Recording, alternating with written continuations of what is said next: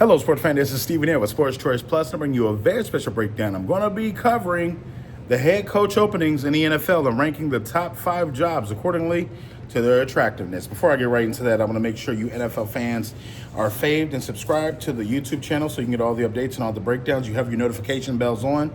Without further ado, let's get right into it. We're going to go starting at number 5, go all the way to number 1.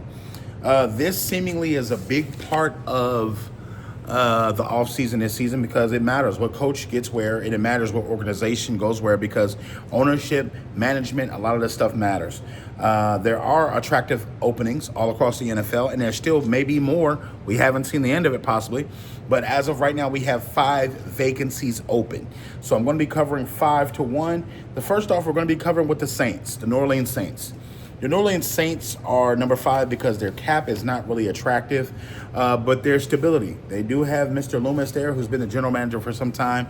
That stability at general manager there, it has been something that you can lean on, you can be comfortable with. He makes sound decisions football, but the cap and the way that they have it right now, Derek Carr is their quarterback. I don't really like that as the quarterback. He gets hurt, he's often injured, and he doesn't really offer you something that you're going to need at the end as far as a Super Bowl quarterback. He's average at best, pedestrian. And yes, he's had a couple of good seasons elsewhere, but it's not what I'm looking at. It's not what I'm looking for when I'm looking at overall, okay, is this guy going to get me over the hump? Is this guy going to get me over to the point where, I can actually challenge for something? Now, the city is beautiful. City is immaculate. But when it comes down to it, that's not enough to actually want me to be a head coach there. But, it's a serviceable job.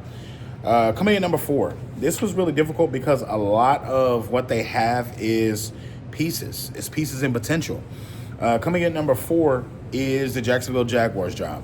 I put them at number 4 because Jacksonville is a beautiful place to play. They have a quarterback essentially, but their pieces of talent are really on defense. Eatoney at the running back position, and then you have Thomas at wide receiver.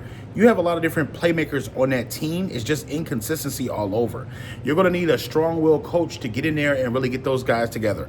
Trevor Lawrence is going to have a conversation with somebody, and they're going to have to sit down and tell him, son, listen, you're the number 1 overall pick. There's an expectation of you to be great. There's an expectation to you to lead these men into battle every single week. We can't have on 1 week, off 1 week, on 1 week, off 1 week. And you got to keep in mind, they are a flagship team that's going to go play overseas every year. So you know what you got to do. You know what you got to set up for. So if you're the Jaguars, this is why you're number 4. You have a lot of talent on defense. Maybe one of the best young groups of talent that I've seen as far as gathering from draft picks. They have the talent on defense. There's no excuse why they give up the points that they give up, and they can't score. So that's why they're at number 4. It's tough, but this team has a lot of talent on it, and they can get the job done if you get the right coach in there. I think from the standpoint, everybody has their pickings and everybody has what they want to do and say, okay, well, they can improve if they get this guy or that guy. But no, you need a strong-willed coach who's not going to be no nonsense in there from that standpoint. Coming in number 3. Number 3 because the ownership feels like it's now unrealistic since Tom Brady left, since Bill Belichick left. Robert Kraft firing Mayo and possibly bringing in Mike Vrabel. I get why they did what they did, but it sucks for Mayo. They don't have a lot of talent on this roster. They stripped it down bare. They took the cap penalties. They took the cap hits, and they essentially have not really a real roster that you want to play with. Drake May, you got to keep in mind, they lost the number 1 pick because they won their last game, and that's why probably Mayo got fired. They lost the potential to get number 1 pick. They're probably going to get either a Travis Hunter or either somebody to pair with Drake May. So with that being said, their draft stock going down, their cap number, and I don't think a lot of people want to play in New England. I'm just going to be honest with you. Yes, they'll get a free agent here or there because they're overpaying. But if you really are on that team, you got to ask yourself, who do you want to play for? Do you want to play with Drake May the next 4 or 5 years? Is he even going to pan out? There's been a lot of up and down play from that quarterback, and it's just a lot of questions. And it's tough. It's tough. Coming in at number 2. This was tough because this was a back and forth because I had to ask myself, 1 and 2, what do these 2 teams bring to the table? Number 2 is the Chicago Bears. Caleb Williams is a phenomenal quarterback. Don't get me wrong. He was number 1 overall pick. He had a pretty good, decent rookie year, but the inconsistencies, the body language, the lack of leadership, his teammates calling him out, the signs through social media that they're talking about Caleb Williams, you got to get on the same page. You got to earn the respect of your guys. If you're a quarterback and you're coming in number 1 overall pick, you're going to have to earn the respect of your guys. That's through being a leader. That's through taking accountability. That's through, when you have a bad game, own up to that. Not blaming others, not throwing others under the bus, not blaming coaching. Even though he hasn't had a great season as far as coaching, you still have things that you can control on the field. When it comes to bad throws, when it comes to little things like throwing interceptions, that's a you thing. So you have to dig a little deeper, work a little harder, and when the next coach comes in, hopefully they're going to hire somebody that's got common sense. But you got to think, some of these overthrows, some of the things that they weren't on the same page with, that could be dealt with inside as far as you talking to your wide receiver and working that out.